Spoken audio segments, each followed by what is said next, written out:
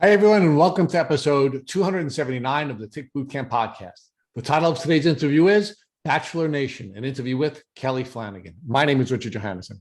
And I'm Matt Sabatello. Folks, Kelley Flanagan became a household name as a result of our participation in the Bachelor Nation. Unfortunately, Bachelor Nation did have a downside for Kelley because all of the stresses associated with being on the show became an immune disrupting event, and she began to suffer from chronic Lyme disease. And Rich, thankfully, Kelley Flanagan realized that healing from chronic Lyme disease is not simple. It's not a one-pill solution. She took a whole body approach and focused on things like killing a wide variety of pathogens, addressing her limbic system, dealing with her nervous system, and even addressing her mental health, Rich. As soon as Ms. Flannagan was diagnosed with Lyme disease, she knew she had to use her platform for advocacy and for awareness. And she has done a wonderful job of calling attention to the Lyme disease crisis. And as a result, we are really excited to introduce to you Kelley Flanagan.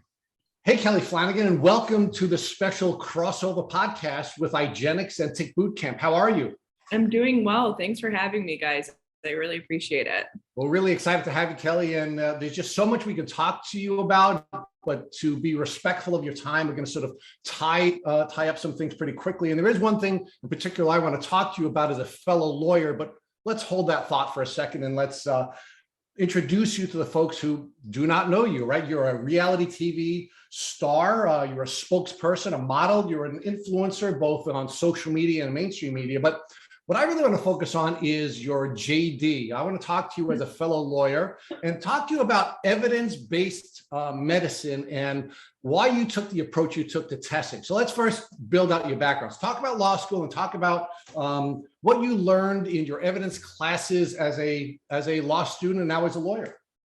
So I went to Chicago Kent College of Law up in Chicago, and it was actually crazy because they have a program where for a couple of months for that semester or that year you work under a couple of different attorneys and learn different types of law. So one of them I did was criminal.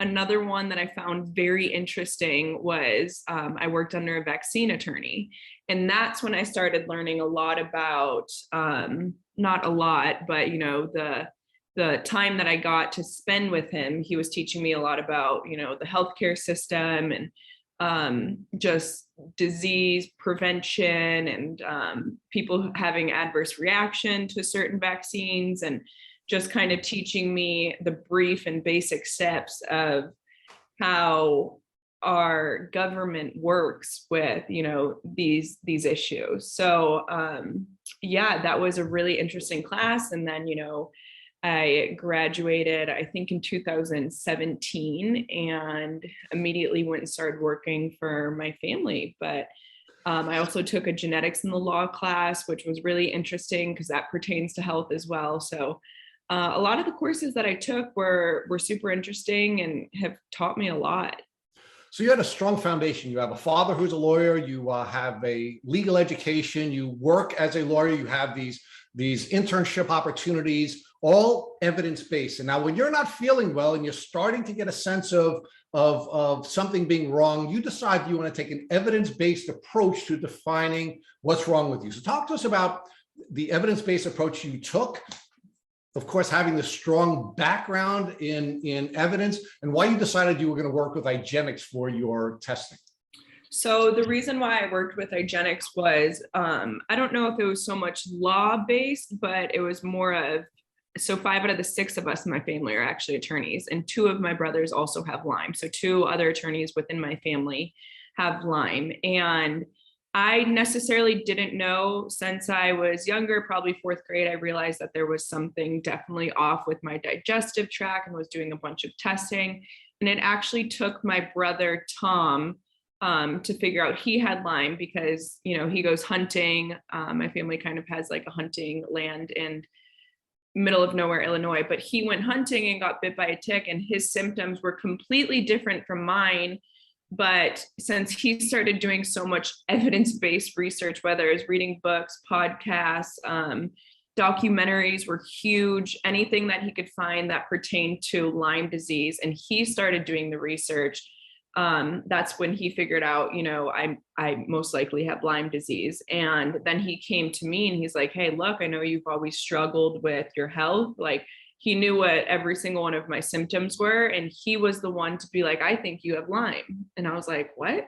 He was like, Kel, I've done so much research. And I know my symptoms are different from yours, but he was like, I also think you might have Lyme. So that's what encouraged me to take those steps and kind of go through IGeneX, because he also took several different tests. He went up to Mayo Clinic and they were telling him that his thyroid wasn't working and that they needed to remove his thyroid because it was working at a 0%. And he was actually arguing with the doctor, who I think was like in charge of infectious disease up at Mayo Clinic. And he was saying, hey, look, like, I think I have Lyme disease. I want you guys to run this test on me.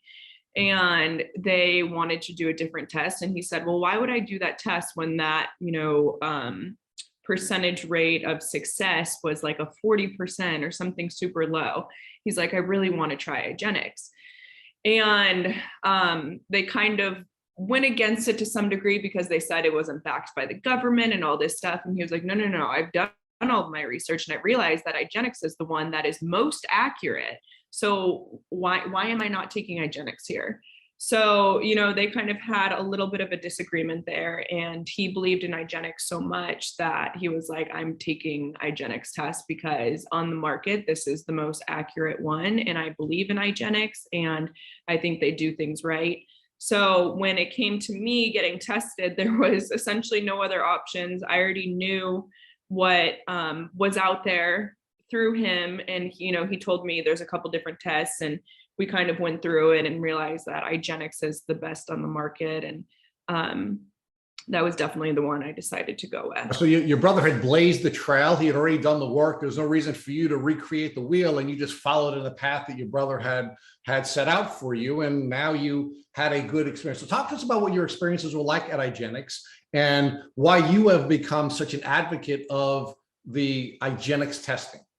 So I just, again, when I was looking at the research and seeing how accurate IGeneX is compared to the other tests, like, I knew after hearing from his experience, but also doing my own research, I was like, there's no reason not to do this. And I remember reaching out to my agent saying, hey, look, I really want to bring awareness to this. There's this great brand that, is the best test on the market. I don't think many people in the Lyme community even know about it, or maybe they do, but it takes them years to discover it. So I reached out to my agent. I was like, hey, I really want to bring awareness to IGeneX because I think what they're doing is really great. And I had like a bunch of people on social media. I kind of have a platform on Instagram. So I had a bunch of people who suspected they might have Lyme symptoms and they didn't even know where to get started. So that's why I wanted to partner with IGeneX and bring a lot more awareness to their tests in general to make sure that people were getting sound results. So Kelley, when you took your test at IGeneX, what evidence did you receive? Meaning, what infections and co-infections did you discover, and how did that help you to define how you were going to move forward with your treatment plan? So it was as expected. I came back with both positive for Lyme, but then I think I also had 9 co-infections on top of it, which was crazy to me. And again, that was like the best thing that I could have ever known, because when usually you have Lyme, you have other things that are wrong as well. So I liked that IGeneX just essentially did the full panel and was not only testing for Lyme, but it was also testing for other viruses as well, because usually it disrupts your whole system. So it just came back to me saying, hey, yes, you're positive for Lyme. This is probably the biggest culprit you have, but you also have a lot of other things that you need to be taken care of as co-infections to make sure that, you're giving some kind of power to both of this and trying to overcome all of it, because you can't just overcome one without the other. So before Matt starts to talk to you about the treatment plan that you pursued, I'd like to just focus a little bit on the Flannagan family, because not only is it cool that you have a whole bunch of lawyers in your family, we have the same in our families. It's another thing that we have in common. That's amazing. But I think also kind of interesting is that so many of you have Lyme disease. So talk to us about what it was like growing up in the Flannagan household, and what you know about ticks and tick diseases during your childhood, and and beyond? You know what? I didn't know much about it. And a lot of people ask me, and I know this might be a little bit controversial, but they asked me, how did you get Lyme? And there wasn't one point that I remember getting bit by a tick or having a rash or any of that stuff. And my response to them is basically, I truly believe that I was born with it. You know, and then I did a little bit of research. There's not too much research on it, but there is some research to say that it can be passed down. You know, it's a virus, and just like other viruses can be passed down, I suspect this one can too.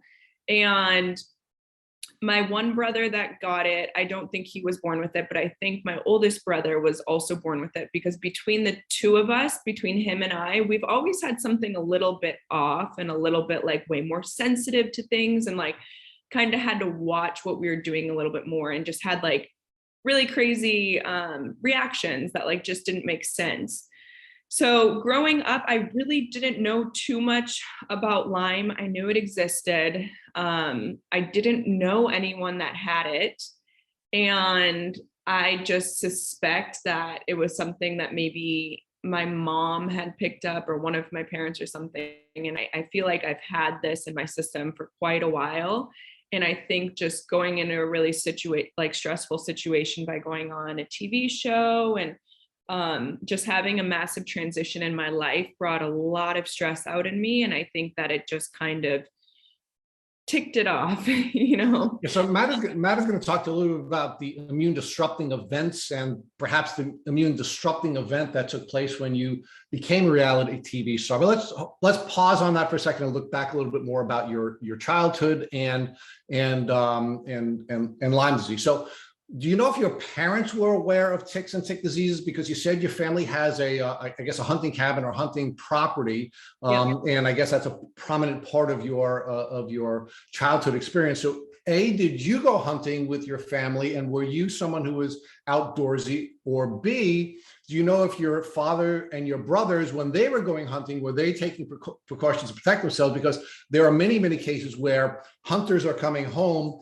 with ticks on their clothing, and because they're not aware of how to protect themselves and their families, their children in many cases are being bitten by ticks that are brought into the house from people going on hunting trips. Yeah, so my family actually didn't get this hunting land until a couple of years ago, so that wasn't too prevalent in my, younger years. But we did live in like a golf course community. But within that golf course community, there was like foresty areas all around, and us 6 kids would be going around, and we'd be building tree houses, and we were always constantly like in the woods. We definitely knew ticks were bad. We were aware of it. We were aware of Lyme disease when we were younger, but I don't think it was something that we were as worried about as we should have been. Right. I think it was more of, oh, I know this exists, but like that won't ever happen to me. I think that was more of our mentality. So Kelley, many of the people you've interviewed who are golfers have Lyme disease as well. In fact, it seems to be the athletic activity that has the greatest number of people who have Lyme disease. Jimmy Walker, there are many others that that you can identify as people who are golfers who have Lyme disease. So I think that's another sort of prominent place where we have to learn to protect ourselves, and of course to check ourselves after we're spending time on golf course. And by the way, it is certainly possible that you have congenital Lyme. I think it's become generally accepted in the Lyme community, at least, that Lyme disease is a congenital disease, that it is a bacteria that can pass through the placenta, and as early as the late 1970s and the early 1980s, there are doctors like Dr. Alan McDonald here on Long Island who was able to definitively prove that Lyme disease is a congenital disease. But of course, if all of you are getting it, it could be congenital, or if all of you are getting it, you could be just living in a tick endemic community and you could have access, ticks could have access to you. So let's talk about one more thing before Matt begins to talk to you about your healing plan. Talk to us a little bit more about how the IGeneX testing drove the treatment plan that you pursued, because we've seen from some of the media reports that you went on this journey where you were going to be engaging in intensive treatment for 9 months. So talk about how your IGeneX testing put you in a position where you made the decision to treat the way you did. And did your brother's treatment plan influence the treatment plan that you used?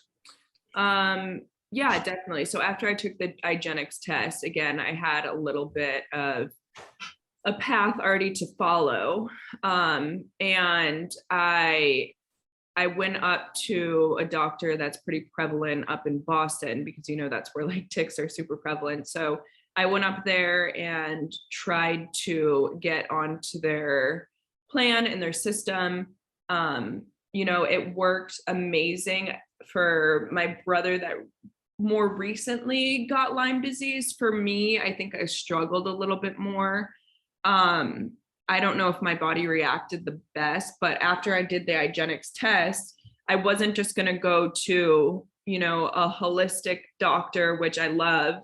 And I wasn't just going to go to like a general practitioner. I wanted someone specific within Lyme, because I know it's super finicky and not many people know how to deal with Lyme disease. A lot of doctors out there, it's something you either know or you don't know. And with that, after I took IGeneX, I knew what route to go down, because I knew it was Lyme, instead of just going to a doctor and saying, hey, I have this autoimmune issue today, and I have that autoimmune issue today. It just put me on a more precise path to know that I needed to see someone who's dealt with something like this before.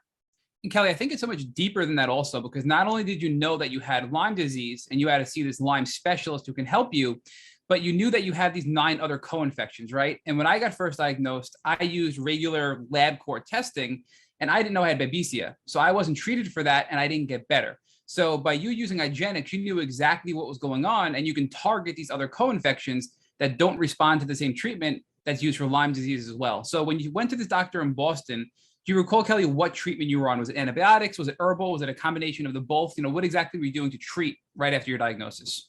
I would say it was a little bit more of herbal, but a lot of it was diet. They wanted me cutting out sugar and carbs for 3 months. And then I had like every single bottle of every supplement you could think of. So before breakfast, I would have to take 3 drops of like specific things. Then at lunch, I was only able to essentially eat like meat and veggies for breakfast as well, for dinner as well. And then I would have to take my supplements. And then I was doing lasers, like infrared red lasers.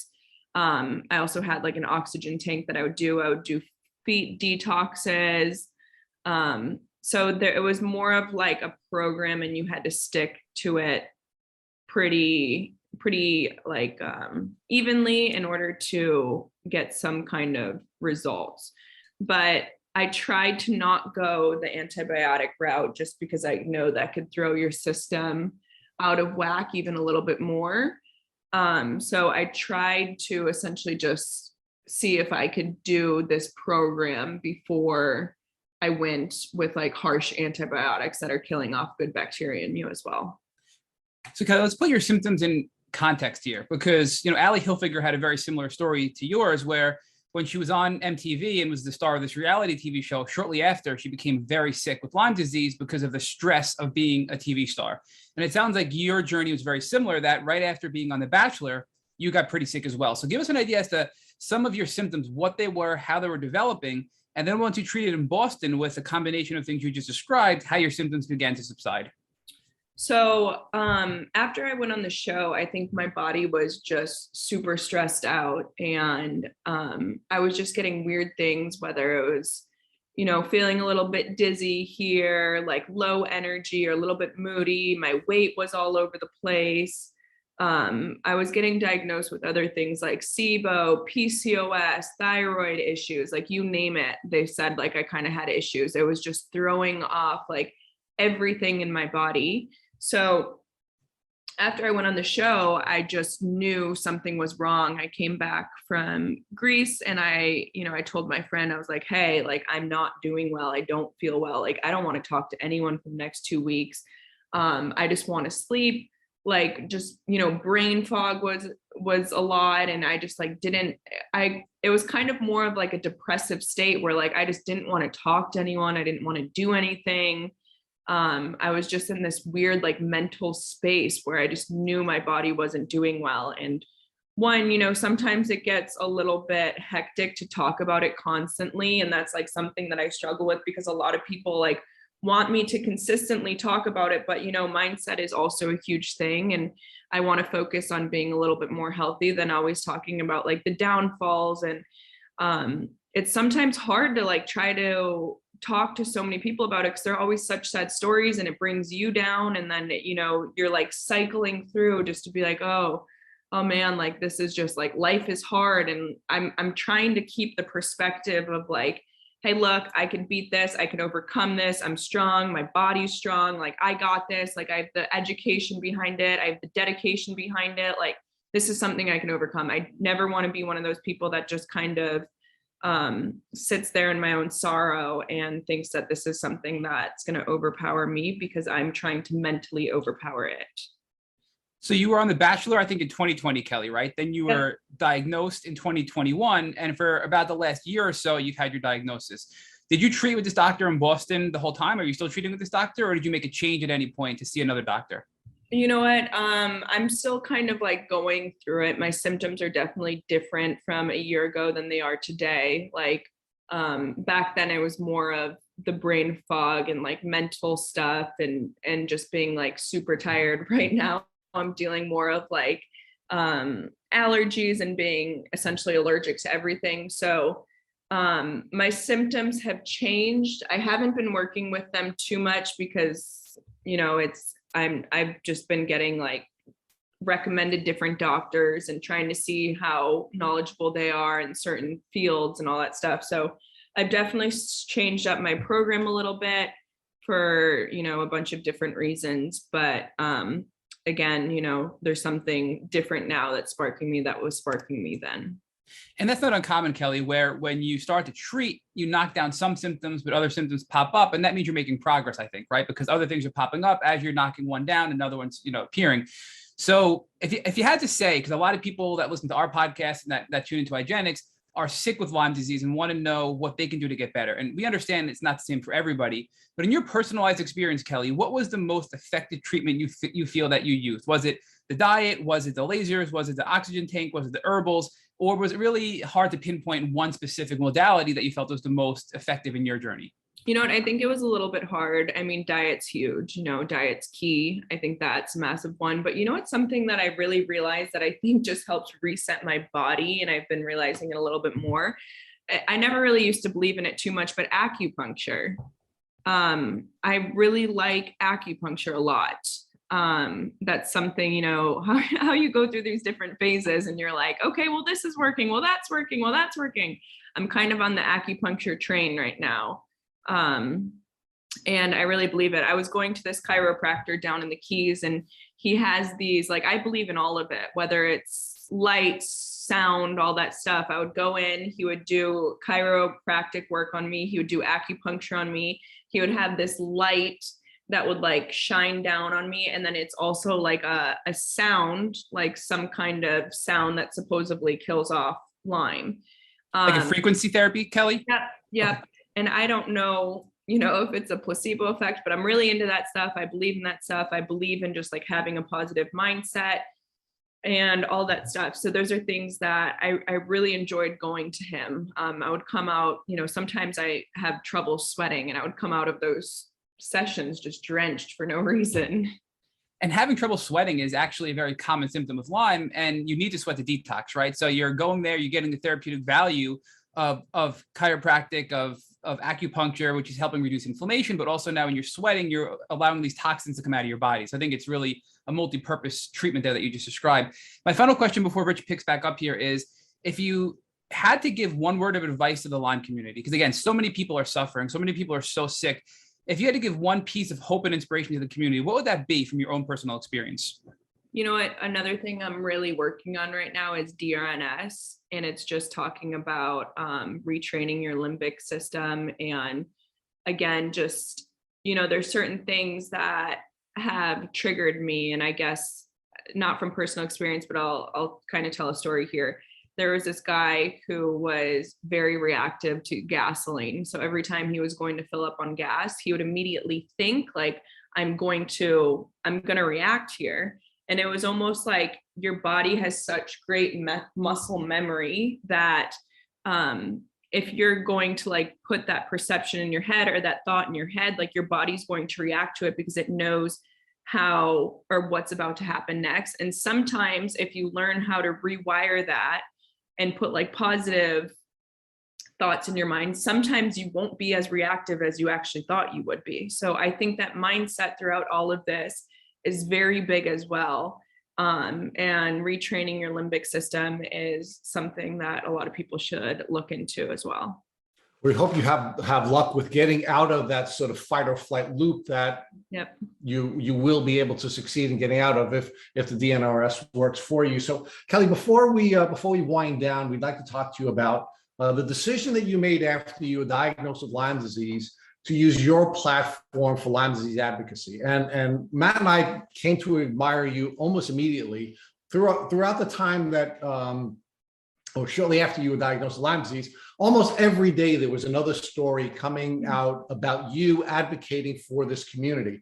And we thought that was really brave of you, because there are many celebrities and many people who have celebrity platforms that shy away from doing that. And we can understand that. You know, everyone is on their own journey. Everyone has to make their own decision about what's best for them and their mental health and their physical health.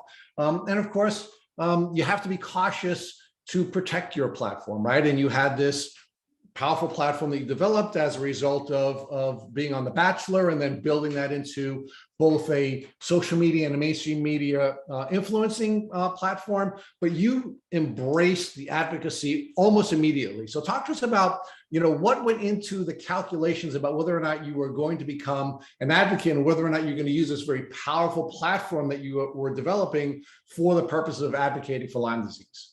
You know what? I knew it was going to come with a little backlash, and it's sad that that is the case. But like, I was thinking about it, and I was again talking to some of my family members, and I was like, there's so many people out there that don't even believe in Lyme disease that I knew I was going to get like attacked whether if I decide to say something. But at the end of the day, I knew that I needed to bring awareness to this, because I was like, this is crazy that there's. And, my personal experience, I don't think that there's enough research out there in terms of trying to overcome this. And so I wanted to just bring awareness on Lyme disease in general, whether I got backlash or not. And I definitely want to bring IGeneX in and just have a place for people to start if they assumed or had the same symptoms. And not only that, like, I'm pretty honest on my social media in terms of what I'm doing day in, day out.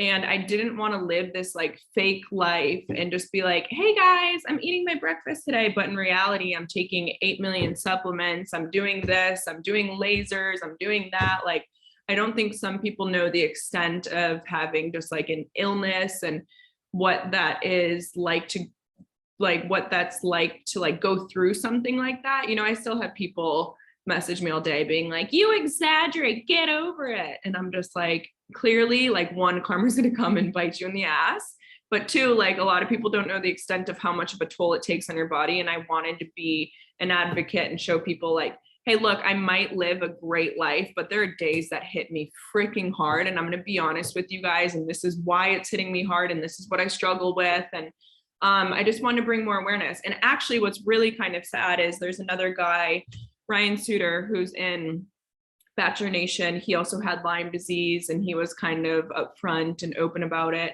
I think he was just supposed to go on Good Morning America and talk about Lyme disease, and they pulled him last minute because they said Lyme disease isn't real.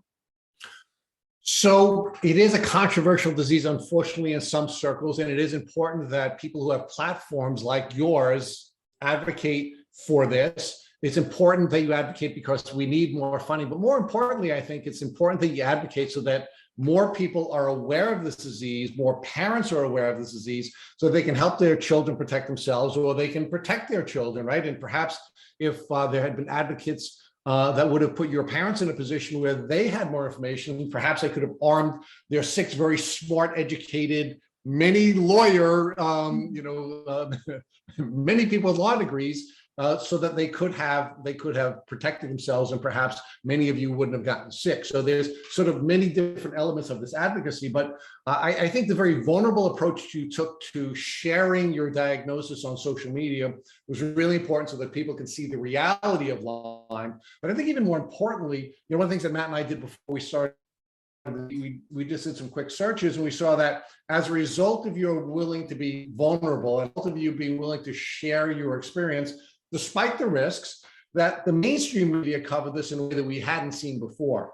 Your story was covered in People magazine, Yes magazine, or I should say Us magazine, the Today Show, Good Morning America, Entertainment Tonight, the Daily Mail. I mean, it literally got international coverage in the mainstream media in a way that we had never seen before. So talk to us about what it was like for you to bring this disease to light in the mainstream media, not just here in the US, but internationally. Yeah, I think it was great. I kind of knew at that time whether I was going to show, if I was willing to be open and honest about it. I knew that I was gonna kind of blow up because it's like a big deal. And so that again was something that it's usually they talk about my relationship life, but when something like big, like a diagnosis, marriage, all that stuff, like it kind of just pops all over. And again, that was something that, even though it sucked to have the news that I did have Lyme disease, again, I wanted to do that to bring awareness.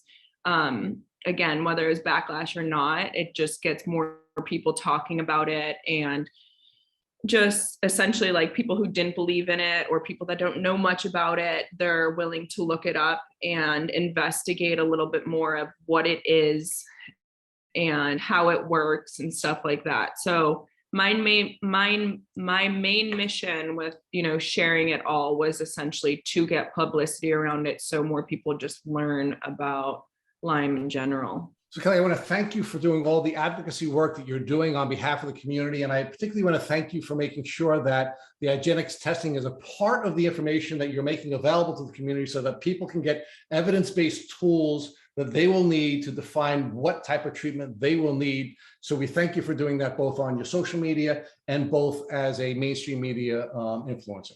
Thank you. I really enjoyed you guys having me. Thanks so much.